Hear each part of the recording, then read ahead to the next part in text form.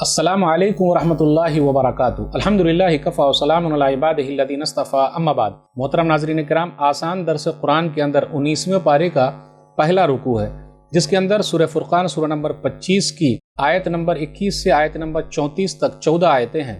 اعوذ باللہ من الشیطان الرجیم، بسم اللہ الرحمن الرحیم۔ وقال الذین لا يرجون لقاءنا لولا انزل علینا الملائکۃ او نرى ربنا لقد استكبروا فی انفسهم واتوا عتوا کبیرا۔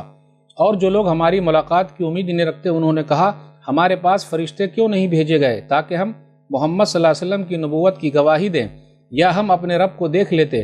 بے شک ان لوگوں نے اپنے آپ کو بہت بڑا سمجھ لیا ہے اور انہوں نے بہت بڑی سرکشی کی ہے۔ یوم یرون الملائکۃ لا بشری یومئذ للمجرمین ویقولون حجرا محجورا۔ جس دن یہ فرشتوں کو دیکھیں گے اس دن مجرموں یعنی انکار کرنے والوں کے لیے خوشی کی بات نہیں ہوگی، اور کہیں گے یہ فرشتے ہم سے دور ہی رہیں۔ وَقَدِمْنَا إِلَىٰ مَا عَمِلُوا مِنْ عَمَلٍ فَجَعَلْنَاهُ هَبَاءً مَنْثُورًا۔ اور ان کافروں نے جو اچھا عمل کیا ہوگا ہم ان کے کاموں پر فیصلہ کرنے آئیں گے تو انہیں اڑتا ہوا گرد و غبار یعنی بے قیمت بنا دیں گے، کیونکہ وہ لوگ آخرت پر ایمان نہیں رکھتے تھے۔ اصحاب الجنت یومئذ خیر مستقرا واحسن مقیلا۔ قیامت کے دن جنت والوں کا ٹھکانہ اور ان کے آرام کرنے کی جگہ بہت اچھی ہوگی۔ وَيَوْمَ تَشَقَّقُ السَّمَاءُ بِالْغَمَامِ وَنُزِّلَ الْمَلَائِكَةُ تَنزِيلًا۔ اور جس دن آسمان بادلوں کے ساتھ پھٹ جائے گا اور لگاتار فرشتے اتارے جائیں گے۔ الملک یومئذ الحق للرحمن وکان یوما علی الکافرین عسیرا۔ اس دن سچی بادشاہی رحمان یعنی اللہ ہی کی ہوگی اور کافروں یعنی انکار کرنے والوں کے لیے وہ بڑا ہی سخت دن ہوگا۔ وَيَوْمَ يَعِضُّ الظَّالِمُ عَلَىٰ يَدَيْهِ يَقُولُ يَا لَيْتَنِي اتَّخَذْتُ مَعَ الرَّسُولِ سَبِيلًا۔ اور جس دن ظلم کرنے والا انکار کرنے والا افسوس کے مارے اپنے ہاتھوں کو چبا چبا کر کہے گا اے کاش میں رسول صلی اللہ علیہ وسلم کے راستے پر چلا ہوتا۔ یا ویلتی لیتنی لم اتخذ فلانا خلیلا۔ ہائے افسوس کاش میں نے فلاں کو دوست نہ بنایا ہوتا۔ لقد اضلنی عن الذکر بعد اذ جاءنی وکان الشیطان للانسان خذولا۔ جس دوست نے میرے پاس قرآن آ جانے کے بعد اسے قبول کرنے سے مجھے بہکا دیا، اور شیطان انسان کو مصیبت کے وقت بے یار و مددگار چھوڑ دیتا ہے۔ وقال الرسول یا رب ان قوم اتخذوا هذا القرآن مہجورا۔ اور رسول صلی اللہ علیہ وسلم کہیں گے اے میرے رب بے شک میری قوم نے اس قرآن کو بالکل ہی چھوڑ دیا تھا۔ وَكَذَلِكَ جَعَلْنَا لِكُلِّ نَبِيٍّ عَدُوًّا مِّنَ الْمُجْرِمِينَ وَكَفَىٰ بِرَبِّكَ هَادِيًا وَنَصِيرًا۔ اسی طرح اے نبی صلی اللہ علیہ وسلم مجرموں یعنی انکار کرنے والوں میں سے ہر نبی کے لیے ہم نے ایک دشمن بنا دیا تھا، اور آپ کا رب ہدایت دینے اور مدد کرنے کے لیے اکیلا ہی کافی ہے۔ وَقَالَ الَّذِينَ كَفَرُوا لَوْلَا نُزِّلَ عَلَيْهِ الْقُرْآنُ جُمْلَةٌ وَاحِدَةٌ كَذَلِكَ لِنُثَبِّتَ بِهِ فُؤَادَكَ وَرَتَّلْنَاهُ تَرْتِيلًا۔ اور کافروں نے کہا محمد صلی اللہ علیہ وسلم پر پورا قرآن ایک ہی بار کیوں نہیں اتار دیا گیا؟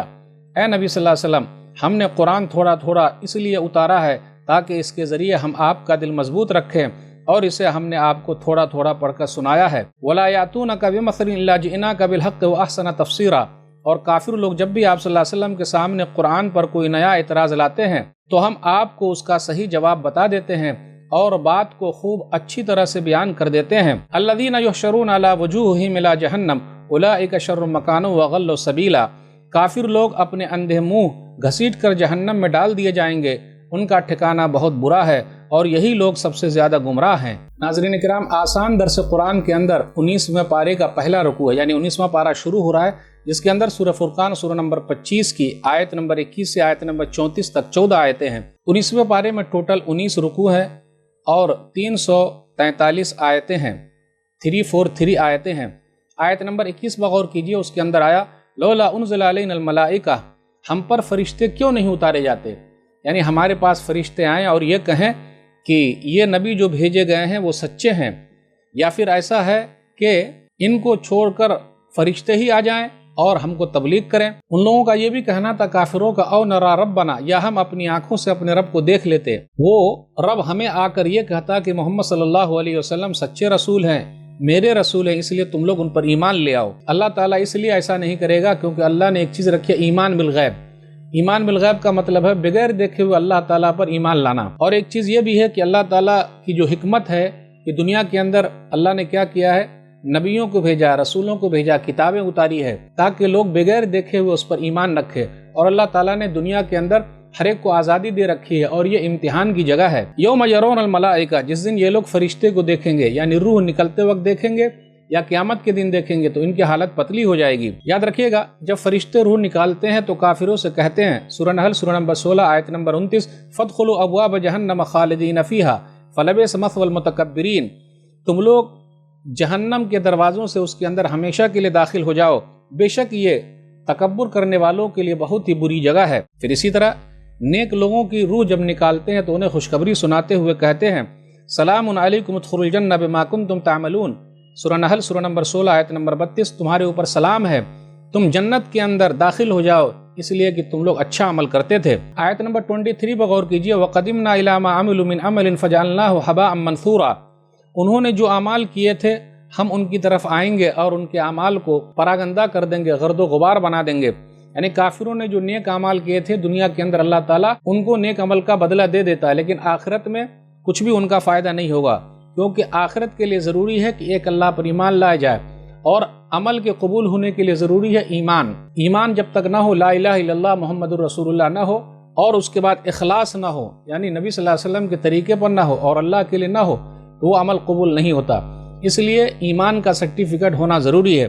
دنیا کے اندر اللہ تعالیٰ کافروں کو دے دیتا ہے، ان کے نیک عمل کی وجہ سے ان کو دنیا کے اندر بہت ساری چیزیں دے دیتا ہے، لیکن آخرت میں ان کو کچھ نہیں ملے گا۔ آیت نمبر 27 اور 28 پر غور کیجئے، وَيَوْمَ يَعَضُّ الظَّالِمُ عَلَىٰ يَدَيْهِ يَقُولُ يَا لَيْتَنِي اتَّخَذْتُ مَعَ الرَّسُولِ سَبِيلًا، جس دن وہ اپنے ہاتھوں کو چبا چبا کر کہے گا، کاش کہ میں رسول کے ساتھ کسی دوسرے کو دوست نہ بنایا ہوتا، کاش کہ میں فلاں کو دوست نہ بنایا ہوتا، یعنی رسول کے راستے پر چلتا۔ اس سے یہ پتا چلا کہ رسول اللہ صلی اللہ علیہ وسلم کے طریقے پر چلنے ہی میں کامیابی ہے، اور اس سے یہ بھی پتا چلا جیسی سنگت ویسی رنگت، اچھے لوگوں کے ساتھ رہیے تو اس کا فائدہ ہے، برے لوگوں کے ساتھ رہیے گا تو وہ راستے بھٹکا دیں گے۔ آیت نمبر 30 پر غور کیجئے، وقال الرسول یا رب ان قوم اتخذوا هذا القرآن مہجورا، کل قیامت کے دن رسول کہیں گے، اے میرے رب، میری قوم نے قرآن کو چھوڑ دیا تھا۔ قرآن کو چھوڑنے کا مطلب کیا ہے؟ قرآن پر ایمان نہ لانا، قرآن پر عمل نہ کرنا، قرآن پر غور و فکر نہ کرنا، قرآن کی تبلیغ نہ کرنا، یہ قرآن کو چھوڑ دینا ہے۔ یاد رکھیے گا، آیت نمبر 32 کے اندر کہا گیا، لولا نزل علیہ القرآن جملۃ واحدہ، پورے قرآن کو ایک ساتھ کیوں نہیں اتارا گیا ہے، الگ الگ کر کے اتارا گیا۔ پچھلی جو کتابیں اتری ہے، توریت ہو، انجیل ہو، زبور ہو، ایک ہی ساتھ اتار دی گئی ہے، لیکن قرآن کو 23 سال کے عرصے میں 23 سال میں اتارا گیا ہے، تاکہ نبی صلی اللہ علیہ وسلم کے دل کو مضبوط کر دیا جائے۔ اسے ٹھہر ٹھہر کر پڑھنے سے پورے سمجھ میں آنے والی بات ہے، اس لیے قرآن کریم کو ٹھہر ٹھہر کر پڑھنا چاہیے اور سمجھنا چاہیے۔ قرآن کریم کی مثال تو ایسی ہے، گویا کہ مردہ زمین پر بارش ہوئی، تو بارش اگر ایک ہی ساتھ ہو جائے گی اور بار بار نہیں ہوگی تو مسئلہ ہو جائے گا۔ بارش تھوڑے تھوڑے وقفے سے رک کر ہو تاکہ زمین کا فائدہ ہو جائے۔ تو ناظرین کرام، آج کے درس میں بس اتنا ہی۔ اللہ تعالیٰ سے دعا ہے کہ اللہ تعالیٰ ہم لوگ قرآن کریم کو پڑھنے، سمجھنے، عمل کرنے اور لوگوں تک پہنچانے کی توفیق دے، آمین۔ والسلام علیکم ورحمۃ اللہ وبرکاتہ۔